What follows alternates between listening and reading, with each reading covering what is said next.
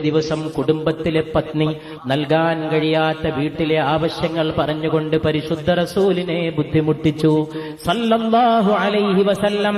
പരിശുദ്ധ റസൂലിനെ ബുദ്ധിമുട്ടിച്ചപ്പോൾ അബൂബക്കറും ഉമറും റളിയല്ലാഹു തആല അൻഹുമാ അത് ചർച്ച ചെയ്തു. റസൂലുള്ളാഹി സല്ലല്ലാഹു അലൈഹി വസല്ലമയുടെ അവസ്ഥ.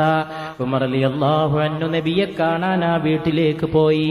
വീട്ടിലേക്ക് പോയപ്പോൾ ചരിത്രകാരൻ ഉദ്ധരിക്കുകയാണ്, അവിടുന്ന് കടന്നുറങ്ങുന്നത് സ്റ്റോർ റൂമിലാണ്. കുടുംബത്തിലെ കുടുംബിനി ആവശ്യമില്ലാത്ത ചോദ്യങ്ങൾ ചോദിച്ച് ബുദ്ധിമുട്ടിച്ചതിന്റെ പേരിൽ ലോക ഗുരുനാഥൻ സ്റ്റോർ റൂമിൽ പോയി പായ വിരിച്ച് കിടന്നുറങ്ങിയ രംഗം കണ്ട് ഉമറിന്റെ കവിളത്തൂടെ കണ്ണുനീര് ചാലിട്ടൊഴുകിയത് ചരിത്രം നമുക്ക് പരിചയപ്പെടുത്തി തരുന്നു. അവിടുത്തെ പത്നിമാരെ എന്തിനു കുറ്റപ്പെടുത്തണം? അവർ റോമ ചക്രവർത്തിയുടെ വീട്ടിലെ ജീവിതത്തെക്കുറിച്ച് കേട്ടറിഞ്ഞിരുന്നു. അവർ പേർഷ്യൻ സാമ്രാജ്യത്തിന്റെ അധിപതിയുടെ ജീവിതത്തെക്കുറിച്ച് കേട്ടറിഞ്ഞിരുന്നു. അവരുടെ കൂടെ ജീവിക്കുന്ന പത്നിമാർ രാജ്ഞിമാരാണ്.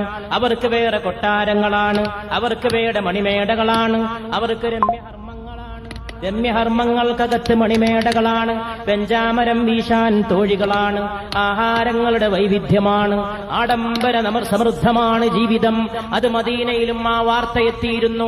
അവർക്കാകട്ടെ ചരിത്രകാരൻ പറയുകയാണ്, 3 ദിവസത്തേക്ക് ഉണങ്ങിച്ചപ്പിയ റൊട്ടിയുടെ കഷ്ണമല്ലാതെ പരിശുദ്ധ റസൂലിന്റെ വീട്ടിൽ സല്ലല്ലാഹു അലൈഹി വസല്ലം ആഹരിക്കാനൊന്നും ഉണ്ടായിരുന്നില്ല.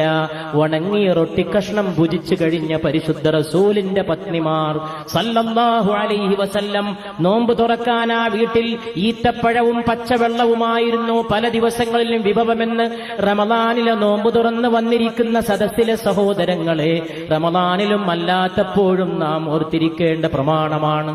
പങ്കുവെക്കാനുള്ള അന്നവുമായി ഈ ലോകത്ത് ജീവിക്കുന്നവനാണ് ഏറ്റവും വലിയവനെന്ന് പഠിപ്പിക്കാൻ പരിശുദ്ധ മുഹമ്മദ് മുസ്തഫ